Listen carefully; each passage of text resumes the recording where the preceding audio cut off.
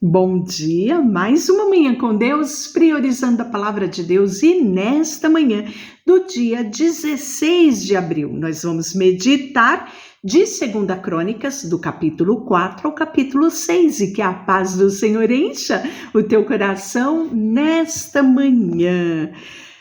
Ontem eu falei muito sobre genealogia, porque o início do livro de Crônicas é falando das gerações, das descendências, quem gerou quem, como é que foi a trajetória dessas gerações nos reinados, né, do povo de Deus. E aí nós vamos, e eu falei, né, que era muito importante, que algumas pessoas acham enfadonho ler a genealogia, mas é ali que nós descobrimos tantos segredos extraordinários. E hoje tem um segredo muito especial que eu quero compartilhar com você ainda na genealogia. Nos descendentes de Judá, os filhos de Judá foram Pérez, Esrom, Carmi, Ur, Sobal. E aí a gente vai lendo as descendências. Estes foram os filhos do pai de Etã: Jezreel, Isma, Ibdi, Ibidá, Ibibás. Olha, tem uns até difícil de se pronunciar. E se você está, procurando um nome para um filho, na genealogia você vai ter muitas inspiração para nome dos filhos, dos netos, dos bisnetos.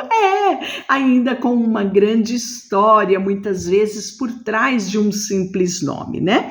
E aí, quando você vai caminhando, você chega no versículo 9. Versículo 9 fala assim: foi Jabes mais ilustre de todos os seus irmãos, e a sua mãe chamou-lhe Jabes, dizendo: porque com dores dei à luz. Você começa a história de Jabes, né, pelo final aqui na genealogia. Fala que ele foi o mais ilustre, mas nem sempre a vida dele foi fácil. Nós descobrimos aqui que no nascimento dele, ele recebeu o nome Jabes, simplesmente porque a sua mãe estava com dores, né? A gente sabe que muitas mulheres até morriam em trabalho de parto, isso era muito comum nos tempos antigos, né? E o nome deles eram dado de acordo com as circunstâncias. Nós vamos ver isso em diversos textos bíblicos. Aqui do lado de cá, né, nós não temos esse hábito no nosso mundo ocidental, a gente não tem esse hábito, mas lá nos tempos antigos, né, eles davam o nome dos filhos de acordo com aquele momento que eles estavam vivendo. Então, Jabes recebeu um nome que, traduzindo, era de dor, de sofrimento que a sua mãe estava tendo. E nós vamos ver que eu acho que Jabes sentiu esse impacto na vida dele logo cedo, né? Hoje nós falamos de bullying, né? Talvez Jabes tenha sofrido do bullying por causa do nome dele, né? Imagina todo mundo chamando: fruto da dor, sua mãe foi muito visitada por dores por causa de você, você é fruto de uma dor. Imagina uma criança carregar no seu nome essa história difícil, não é? E eu acredito que tenha sido por conta disso que o versículo 10 diz que Jabes invocou o Deus de Israel, dizendo: tomara que me abençoes, que me alargues a fronteira, que tu sejas comigo, a tua mão me preserve do mal, de modo que eu não me sobrevenha a aflição, porque meu nome já diz tudo, então tem misericórdia de mim. Foi esta a oração de Jabes, né? E Deus concedeu-lhe o pedido. E aqui acaba, né? Em apenas 2 versículos, nós vamos ver o final feliz de uma história que começou com muita dor. Jabes era o nome desse rapaz que resolveu buscar em Deus a mudança da sua história. É lindo a história de Jabes, né? E ela está no meio de uma genealogia, escondida em vários capítulos de uma genealogia. É como se o cronista, aquele que escreveu crônicas, parasse de escrever e fulano gerou Beltrano e contasse-nos, né, o milagre vivido por Jabes, o testemunho de Jabes, né? E aí ele continua as descendências. Quelube, irmão de Suá, gerou Meir, e este é o pai de Estom, né? Ele vai falando agora da geração de Estom, os filhos dele, entre os filhos dele, né? Vai falar dos filhos de Kenaz, que vai citar Otiniel, e você lembra quem era Otiniel? Meotanai gerou Ofra, Seraías gerou Joabe, fundador do Vale dos Artífices, porque os dali eram artífices, né? Homens que eram peritos em arte. Os filhos de Caleb, né? Entre eles Jefoné, vai falar também os filhos de Esra, né? Mered, vai falar também que Mered tomou por mulher Miriam. Miriam não é a Miriam do Moisés, lá, irmã de Moisés. Essa Miriam era filha de Faraó, né? Então aí você vai vendo as descendências se mesclando aqui. E aí nós vamos ver os Selá, os filhos de Selá. Selá foi também pai das famílias da casa dos obreiros em linho, né? De Bet-Asbeia.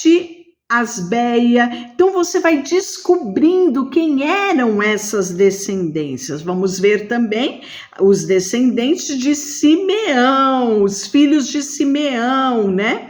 Foram Nemuel, Jamim, Jaribe, Zerá e Saul, né? E aí nós vamos ver de quem foi o filho de Salum, de quem foi o filho de Misbizão, de quem foi filho de Misma. E aí nós vamos dando continuidade nas gerações, né? E interessante que você vai vendo as gerações, aí de repente tem uma pausa. Por exemplo, as suas aldeias foram Etã, então registrou o território onde aquela família, aquela descendência esteve, né? Por exemplo, fala que as aldeias, né, foram Etã, Aim, Rimon, Toquém, ou seja, 5 cidades, né? E nós vamos continuar registrando aqui os príncipes das suas famílias, né? No versículo 34. Nós vamos ver que as famílias dos seus pais vão se multiplicar abundantemente, está no versículo 38. E vão chegar à entrada de Gedor, ao oriente do vale, à procura de pasto para os seus rebanhos, ou seja, havia um rebanho muito grande, né? Acharam pasto farto e bom na terra expansosa, tranquila e pacífica, onde habitaram os descendentes de Cã, né? Os que são registrados com nomes vieram nos dias de Ezequias, rei de Judá, derribaram as tendas, feriram os meunitas. Então você está vendo aqui, né? Cada história dando continuidade, né? Nesses dias nós falamos muito dos reis, então aqui está as genealogias para se chegar até os reinados. Depois nós vamos ver os descendentes de Rúben, né? Que era quem? O primogênito de Israel. Olha só, né?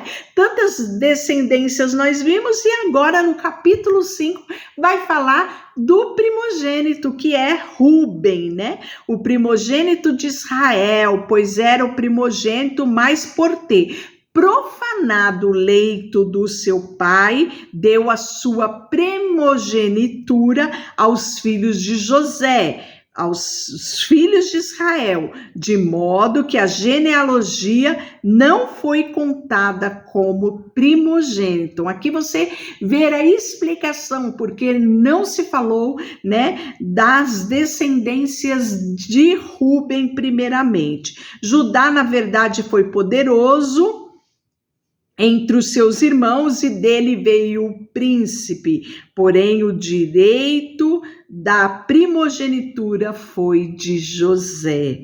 Foram estes Enoque, Palu, Esrom, Carmi, vai falar dos filhos de Joel. Então ele vai trazendo os descendentes de Gade, né, a tribo de Gade. Então vai trazendo quem foram. Todos esses foram escritos na genealogia nos dias de Jotão, rei de Judá, e nos dias de Jeroboão, rei de Israel. Então está falando quando se começou a fazer esse levantamento da genealogia.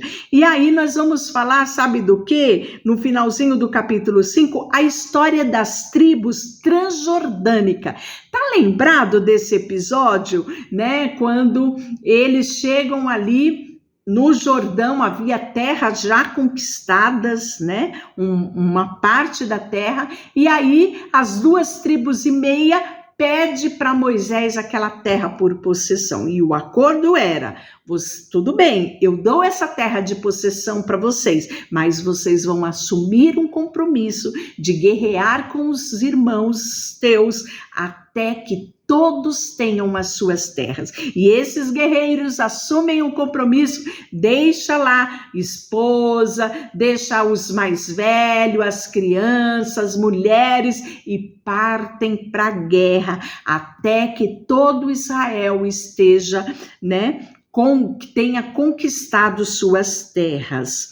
E aí nós vamos ver que homens valentes que traziam escudo e espada, entesavam o arco e eram destros na guerra. Houve 44.770 capazes de sair a combate. Fizeram guerras, né, entre os agaremos, né, e vai contar um pouquinho, porque na peleja clamaram a Deus, que lhes deu ouvido, porquanto confiaram em Deus, né? Levaram gados, 50.000 camelos, 250.000 ovelhas, porque muitos caíram à espada, pois Deus era a peleja e habitava no lugar deles até o exílio. Os filhos da meia tribo de Manassés habitavam naquela terra de Bazã, até Baal, Hebron e Senir, o monte Hebron, e eram numerosos, né? Esses foram os cabeças das suas famílias, e aí vai trazendo nome por nome. Vai também trazer os descendentes de Davi, de Levi. Eles não tinham possessão, mas eles eram também contados, né? Os filhos de Levi foram Gerson, Coate e Merari, né? Então aqui está as descendências dos levitas e sacerdotes, né? Os filhos de Arão, que inicialmente o nome dele era Arão, né? Então os filhos de Arão, Moisés e Miriam. Os filhos de Arão eram Nadab, Abiú, Eleazar e Itamar. Então só corrigindo um detalhe: Arão era o pai de Arão, Miriam e Moisés, né? E aí nós vamos ver que Nadab e Abiú morreram, e quem vai ser sacerdote no lugar de Arão? Eleazar, né? Eleazar gerou Finéias, Finéias Abisua, e aí a gente vai ver uma geração de sacerdotes, né? Trazendo um por um, vai trazer aqui também os filhos de Eucana, vai falar aqui os filhos de Samuel, tá trazendo aqui no finalzinho, né, no versículo 28 do capítulo 6. Os cantores e levitas vão serem trazidos aqui com detalhe. Por quê? Davi vai constituir, né? Eles como alguém que vai trazer o canto para a casa do Senhor, né? Depois que a arca teve repouso. Então, eles ministravam diante do tabernáculo, na tenda da congregação, com cânticos, até que Salomão edificou a casa do Senhor em Jerusalém, e exercitavam o seu ministério segundo a ordem prescrita, né? E aí, são estes os que serviram com os seus filhos, dos filhos dos coatitas, né? Nós falamos muito deles lá atrás no Pentateuco, né? Os filhos dos coatitas, e aí vai trazer as gerações de cada um deles. Os descendentes de Arão, Arão e seus filhos faziam oferta sobre o altar do holocausto, sobre o altar de incenso, todo o serviço do lugar santíssimo, e a expiação por Israel, segundo tudo quanto Moisés, servo de Deus, tinha ordenado. E aí os filhos de Arão, Eleazar, de quem foi filho Finéias, de quem foi filho Abisua, né? Então os filhos de Arão, nós vamos ver que foi dado também às cidades refúgio. Lembra? Nós falamos muito a respeito das cidades refúgio. Então você está vendo diversas citações de coisas que nós já passamos lá atrás, né? E que a gente vê como um todo aqui. E interessante, né, que no capítulo 7 nós vamos ver os descendentes de Issacar, os descendentes de Efraim e os descendentes de Aser, né? Aí amanhã nós falaremos dos descendentes de Benjamim, o mais novo filho de Israel, né? A quem José tinha um aconchego maior, porque ele era o único que era filho da mesma mãe de José. Deixa eu orar por você, Senhor, nesta manhã. Colocamos diante de Ti o nosso coração, a nossa vida, tudo que temos e tudo que somos, em nome de Jesus. Amém. Deus te abençoe.